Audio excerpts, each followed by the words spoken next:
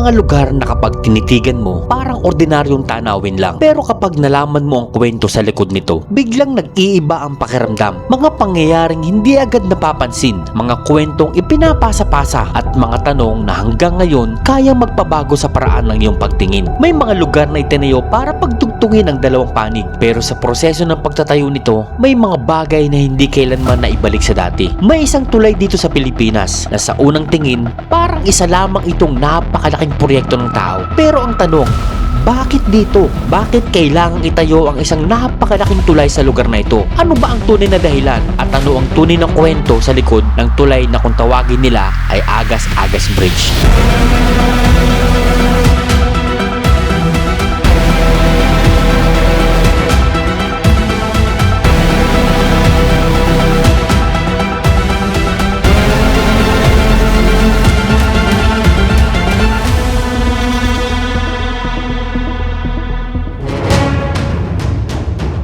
Para malaman natin ang tunay na kwento sa likod ng tinaguri ang pinakamataas na tulay sa buong Pilipinas, naglakbay kami patungo sa Barangay Kahupian, Sugod, Southern Leyte. Hindi lang para makita ang tulay, kundi para masaksihan mismo ng aming mga mata kung gaano nga ba kataas ang strukturang ito na matagal nang bumibihag sa atensyon ng mga dumaraan. Ilang oras ang aming nilakbay para marating ang tulay, at habang papalapit kami sa aming destinasyon, mas lalo naming nararamdaman na excitement. Pero kasabay nito, ang isang tanong na paulit-ulit na pumapasok sa aking isipan. Gaano nga ba talaga ito kataas kapag ikaw na mismo ang nakatayo sa ibabaw nito? Ay.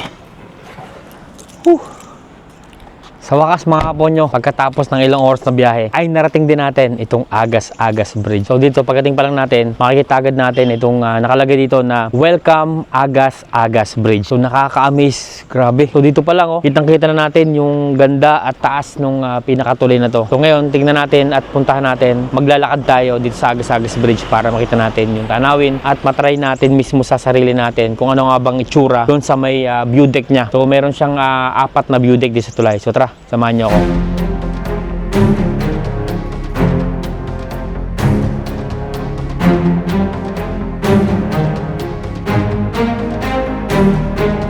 So dito mga kaponyo, pagpunta nyo pa lang dito, may mababasa agad tayo dito. Ayan, Agas-Agas Bridge, kilometer 1006 plus 972.6. At nakalagay dito, meron ditong landmark na construction of Agas-Agas Bridge, province Southern Leyte, was completed under the administration of Gloria Macapagal Arroyo. Sa mga hindi po nakakaalam, itong Agas-Agas Bridge ay natapos or constructed nung panahon ni President Gloria Macapagal Arroyo. So medyo matagal na rin, no? Dito pa lang, pag naglakad kayo, dapat hindi na kayo malulain kasi dito pa lang makikita nyo talaga na napakataas talaga ng tulay. At kung mapapansin nyo, naririnig natin yung tubig na umaagos. So yun sa baba mga kaponyo. So merong maliit na ilog na umaagos sa tubig, napakataas talaga. At dito makita natin, napapalibutan siya ng bundok. At ang sabi nila, ito rin yung dahilan kung bakit tinayo itong tulay kasi madalas yung landslide.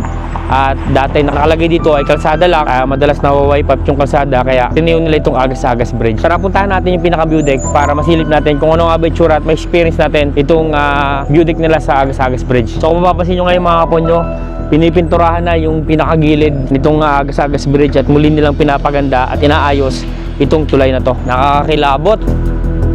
Wow, iba yung pakiramdam kapag naglalakad ka dito. Medyo parang alam mo yung kinikilabutan ka na hindi mo alam yung pakiramdam kasi nga sobrang taas talaga. So ito mga ponyo, ayan, kung dito pa lang yan, mapapansin nyo, grabe nakakahilo. Yung ilog dumadaloy dito sa ilalim ng tulay. So ito mga ponyo, malapit na tayo sa pinaka view deck. So kung mapapansin nyo dito, ito yung pinaka view deck niyan. Mapapansin nyo, meron nakasupport dyan. So safe na safe naman siya kasi sobrang daming bracing talaga, pinatibay talaga. Kaya kung medyo matatakot din lang kayo, yun nga lang, talagang kikilabutan kayo at kakabahan kayo. Yan, meron siyang safety net na nakalagay dito. Sinasalo yung mga basura. Hindi ko alam bakit naglalagay pa sila dyan ng mga dumi. So ito yung pinaka entrance.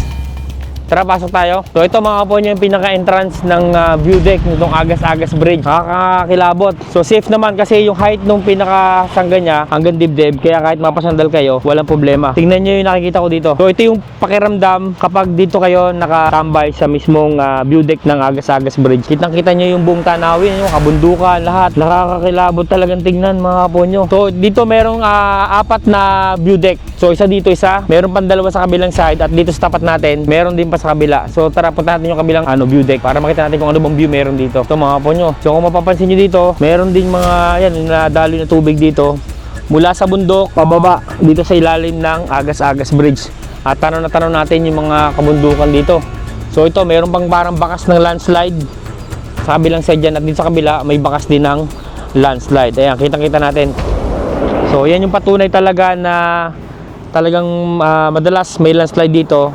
Kaya talagang tinayo itong Agas-Agas Bridge. Marami akong katanungan na gusto kong malaman sa tulay na to. Gaano siya katagal ginawa, ano ba yung mga proseso at mga ibang impormasyon na dapat nating malaman dito sa tulay na to, at ano yung hiwaga at misteryo. Marami din nagsasabi na puntahan daw ito ng mga nagsusuicide na tao. So malalaman natin yan sa video na to, kaya samahan nyo ako mga kaponyo hanggang sa dulo ng video nito para malaman natin lahat ng impormasyon na yan. Bago kami pumunta sa kinauukulan sa pamahalang lungsod na nakakasakop sa tulay na ito, ay minabuti muna namin na magtanong sa mga residenteng nakatirang malapit sa tulay para malaman ano ba ang kwento na hindi alam ng marami tungkol sa Agas-Agas Bridge. Ano yung mga nangyari dyan sa yung mga ibang nangyari? Dito? Opo. Kasi dati dito, gubat talaga, wala pang tao, wala pang nakatira. Mga hayop lang, mga baboy damo, yan, may usa, ganyan. Tapos, nung may ng kalsada dito, di ba kay Marcos ito project, tapos ito ang original kalsada. Tapos palagi yan dyan na landslide. Kaya mula nung na landslide dyan, nga maraming natabunan, ito may ito, bago na itong kalsada. Yung Agas-Agas Bridge, tinawag Agas-Agas Bridge, yung tulay. Kasi mula noon, maraming dyan. Tapos ang tumalon dyan, kibali, 3. Isang pinatay, hinulog dyan. Dyan pinatay, tapos hinulog pa. Yung 3, tumalon talaga. Pero yung 2, patay talaga. Yung isa, buhay pagkuha. Pero pagdating sa ospital, patay daw. Sabi, kasi buhay man yung kinuha yung isa. Isang babae, isang lalaki, tumalon dyan. Nakita nyo na yung kinukuha yung... Kasi noon, yung bagong gawa, yung isa hindi ko nakita kasi doon pa sa Manila, yung tumalon dyan, una babae, nursing man daw yun, taga-Masin. Tapos, ngayon, may sumunod lalaki, yung parang may ganyan konti. Kasi sinaway pa nung yung arawanan ni Ngel, nga kung pumatong dyan kuya, ay pumatong talaga, biglang tumalon. Kaya yung nagsabi doon sa DP, yung arawan, nag-picture dyan, nga may tumalon tulay yun. Tapos nung naman, tapos ata yung Odette, yun, may tumalon din, lalaki. Dalawang lalaki, isang babae ang tumalon dyan. Patay din yun. May chipoy na yun. Kaso lamang, wala yun silang duty pag maaga kasi walang kurinti eh. Tumalon yun, mga alas 5 ata yun. Tapos yung isa naman, yung pinatay dyan, wala pang audit yun, yung bagyong ulit. Kaya nagkaroon ng dyan, yung chipoy. Kasi baka maulit yun. Kaya yan, walang dyan eh. Walang nagbantay dyan. Simula noon, walang nagbantay dyan. Mula noong may pinatay, yun, may nagbantay. Dahil sa mga impormasyon na narinig namin mula sa isang residente malapit sa tulay, agad kaming nagtungo sa kinaukulan para makakuha kami ng mas malinaw na sagot at impormasyon tungkol sa tulay at para mas malaman namin ang tungkol sa kasaysayan ng tulay at ang mga naging insidente dito. So dito na tayo sa mismong munisipyo ng Sogod at hahanap tayo ng impormasyon tungkol dito sa Agas-Agas Bridge. Kung ano nga ba yung mga lihim at mga kwento na marami ang di nakakaalam tungkol sa pagtatayo nitong Agas-Agas Bridge. Pagdating namin sa munisipyo ng bayan ng Sogod, agad kami nagtanong kung saan ang Department ng Tourism sa pag-aakala ko na sila ang may alam tungkol sa Agas-Agas Bridge. Sir, saan po dito yung Tourism Department po? Tourism, Opo. dire sa DSW building. Sa labas po. Yung nakita mo DSW building, pasok. Sige po, salamat po. Agad kami nagtungo sa gusaling itinuro sa amin at nagtanong sa mismong opisina ng Tourism. Sir, excuse po. Sa tourism po ito, pwede po masok? Stop sa tourism. Wala po. Wala po pong tao. Yun lang. Mga anong oras po kaya? 11 po. Sige po, wala pang tao sa tourism. Wala kaming nakausap na staff sa Tourism dahil wala pa sila sa kanilang opisina. Kaya bumalik ulit kami sa information desk at nagtanong kung saan kami pwedeng lumapit at makakuha ng impormasyon tungkol sa Agas-Agas Bridge. Sir, saan po kaya kami pwedeng humingi ng information about po sa Agas-Agas Bridge? Saan po kaya engineering? Saan po banda? Second floor sa Second floor po ng LTO. At dito ay tinuro kami sa engineering department kaya agad namin pinuntahan ang kinaroroonan ng kanilang opisina. Wala tayong nakuha information sa tourism kasi wala pang staff. So ngayon, pupunta tayo sa engineering department para makakuha tayo ng information about dito sa Agas-Agas Bridge. Sir, good morning po. Saan po kaya kami pwede makahingi ng information about sa Agas-Agas Bridge? Yes po. DP yan, sir. Sa DP? Yung office na building na yun. Sa kabila po? Sa Metrobank, Opo. katabi niyan. Sa taas? Okay. Sa DP yan nga project.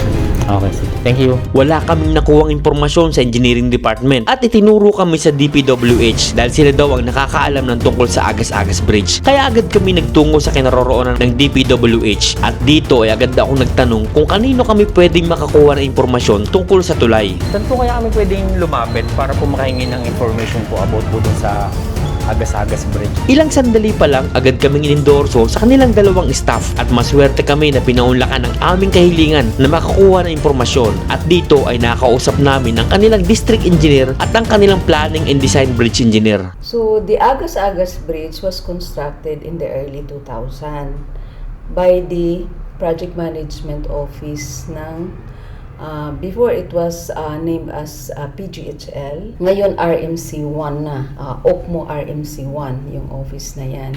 So, this is funded by JICA, if I am correct. Tama no? JICA, oo. So, yun. Ang ano niyan. Tayo naman ay namana lang natin. Namanan natin in the sense kami na yung nagme-maintain kasi nasa jurisdiction ng District Engineering Office. Kaya ano yun. Then we intend nga magkaroon ng marker. May marker na tayo doon na no? Para kasi naging tourist destination nga siya. Then we maintain yung view deck para at least for the enjoyment and then safety din ng mga tourists natin doon. Yung pong total budget ng tulay, nasa magkano po kung meron po kayong idea? Well, I don't have the idea ng kung magkano yan. Meron ba tayong record niyan, Jake? Hindi ko alam kasi early 2000 nga. Sa Google kasi may nakalagay, so hindi ko alam kung 900 totoo. something. Billion po eh. Oo, 1.094 billion. billion? Billion po. Oh, billion. Kaya po hindi namin alam kung totoo ba yun sa Possible Google. possible yun because may construction supervision tayo, may consultant kasi tayo dyan. So while we have the contractor constructing the bridge, pero under supervision sila ng consultant. Kaya posibleng ganun ang ano niya. Pero wala akong record na ganun. O maybe sa Google merong... Yun nga po, kaya po gusto sana maklaro kung totoo ba yung nasa Google. Kaya natanong ko din po sa inyo yung total budget po ng tulay. Sabi ko nga sa inyo, central office kasi nag-implement, Okay hindi yung po. district office. Yes, At ma'am, saka medyo malaki talaga ang technical requirement dyan, yung expertise. Kaya hindi naman natin binababa ang ano ng distrito, pero not within our authority kasi yung implementation. So ma'am, yung Agas-Agas Bridge, under po siya ng tourism. Tama po ba? Hindi siya under ng tourism, pero naging supportive siya sa tourism. So hindi pa siya officially na talagang ano ng tourism. Kasi nangyayari pa parang nagiging tourist spot siya ngayon eh. Yes, so yes. Because of the title na siya yung pinakamataas na tulay sa buong Pilipinas. And then before, meron kasi yung managed by the local government ng Sugod. Ano yung tawag noon? Yung Cable car. not cable car, anong tawag nga yan? Zipline po. Zipline. Oo, nag-ano sila. Kung nakita nyo yung mataas na Meron po dun naging sa- ng police ngayon, headquarter, yun yung pinaka-launching niya eh. Then, makita mo sa opposite, meron doong building. Opo. Doon ang niya. And, Bali yung ano po sir, yung Agas-Agas Bridge po is constructed based on the record po, constructed on November 17, 2026. And natapos po siya August 2, mga 2009. Kaya po siya tinawag na Agas-Agas Bridge kasi taas po na side ng Agas-Agas Bridge is meron po mga bundok. Tapos may mga tubig na umaagos. Yung sa Bisaya po sa amin is yung Agas. Kaya napangalanan siya na Agas-Agas Bridge. Tapos yung ano naman po, yung length ng Agas-Agas Bridge is approximately nasa 352 meters. Tapos yung maximum height niya is nasa 90 meters. Galing sa baba ng yung ilog papunta sa taas ng slab niya. Po sa so sa pier po ng Agas-Agas Bridge dun sa baba, meron pong nakapalibot na mga gabions to support po to prevent scouring po ng lupa doon kasi meron kasing mga umaagos na tubig galing sa bundok. Based po sa sir, doon sa posted load limit ng bridge is 20 tons po. Tapos po sir, yung sa along po the alignment po ng bridge is meron tayong in-install doon sa gilid ng mga view deck po para po doon po picture yung mga turista. Safety po sila para sa mga dumadaan po ng mga sasakyan. Sa aming paglalakbay dito sa Agas-Agas Bridge, hindi lang namin nakita kung gaano kataas at kalaki ang tulay na ito. Masigit sa lahat, natuklasan namin ang mga kwento na matagal nang nakaugnay sa lugar na ito. Ito ang Agas-Agas Bridge, isang tulay na hindi lamang nagdurugtong sa dalawang panig ng bundok, kundi isa ring saksi sa maraming kwento at kaganapan sa lugar na ito.